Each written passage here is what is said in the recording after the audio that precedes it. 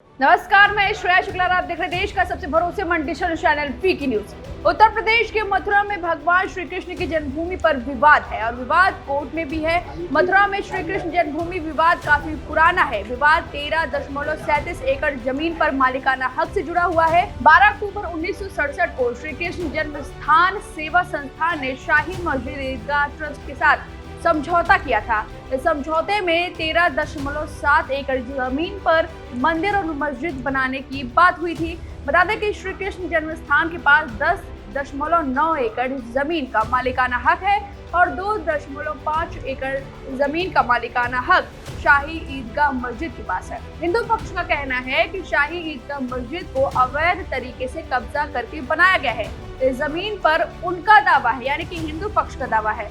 अब इसी विवादित भूमि के इलाके में अचानक इस जगह को खाली कर दे, यहाँ बने घर को ढाया जाएगा। जब ये आवाज जैसे ही कृष्ण जन्मभूमि के पीछे बसी नई बस्ती के बंदिशों ने सुनी तो हैरान रह गए, परेशान हो गए। इसके साथ ही लोगों ने वहां प्रशासनिक अमले के साथ बड़े बुलडोजर को खड़े पाया और सब सन्न रह गए। वैसे सबको पता था कि ये कार्रवाई होगी, फिर भी लोगों ने समय रहते इंतजाम नहीं किया। बता दें, दरअसल वहां रहने वाले लोगों को रेलवे की तरफ से जमीन खाली करने को लेकर बीती 7 जून को नोटिस भेजा गया था और इस जगह को 1 महीने के अंदर खाली करने को कहा गया था, लेकिन लोगों ने इसे गंभीरता से नहीं लिया। दरअसल रेलवे प्रशासन ने जून में ही नई बस्ती में रहने वालों को जगह खाली करने के लिए नोटिस भेजा था, लेकिन इसके बाद भी वहां लोगों ने जमीन खाली नहीं की। इस वजह से वहां ये कार्रवाई करनी पड़ी। बुधवार 8 अगस्त को पुलिस की टीम के साथ पहुंचे जीआरपी और आरपीएफ के जवानों की मौजूदगी में ये एक्शन लिया गया। मजबूरन रेलवे को बुलडोजर लाकर इस अवैध अतिक्रमण को ढहाने का एक्शन लेना पड़ा। हिंदुस्तान टाइम्स की रिपोर्ट के मुताबिक रेलवे के जनसंपर्क अधिकारी जीटीआरओ ने कहा, रेलवे की जमीन पर घरों के तौर पर किए इस अतिक्रमणों को मौजूदा मीटर गेज रेलवे ट्रैक को ब्रॉड गेज ट्रैक में बदलने की पहल के हिस्से के तौर पर हटा दिया गया था, जिससे मथुरा और वृंदावन के बीच कनेक्शन की सुविधा मिल सके। वहीं प्रशासन का दावा है कि अतिक्रमण हटाने में कोई प्रतिरोध नहीं हुआ।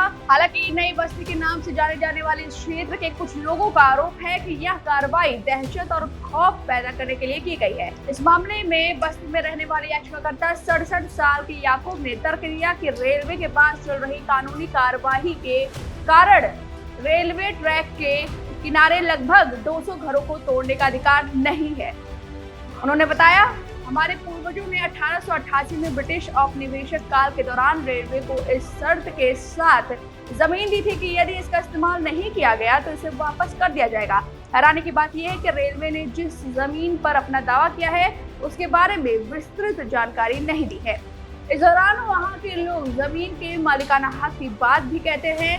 एनबीटी की रिपोर्ट के मुताबिक नई बस्ती में रहने वाले लोगों का कहना है कि वो सालों से यहाँ रह रहे हैं, उनके पास जमीन के दस्तावेज भी हैं। लोगों ने रेलवे के नोटिस पर यह जगह खाली न करने को लेकर कहा है कि उन्होंने ये जमीन खरीदी है। उनका कहना है कि जमीन खाली कराने के लिए रेलवे को उन्हें मुआवजे की पेशकश करनी चाहिए। फिलहाल विवादित भूमि के बगल सटे हुए बस्ती में जब ये बुलडोजर एक्शन देखने को मिला तो सब सन्न रह गए।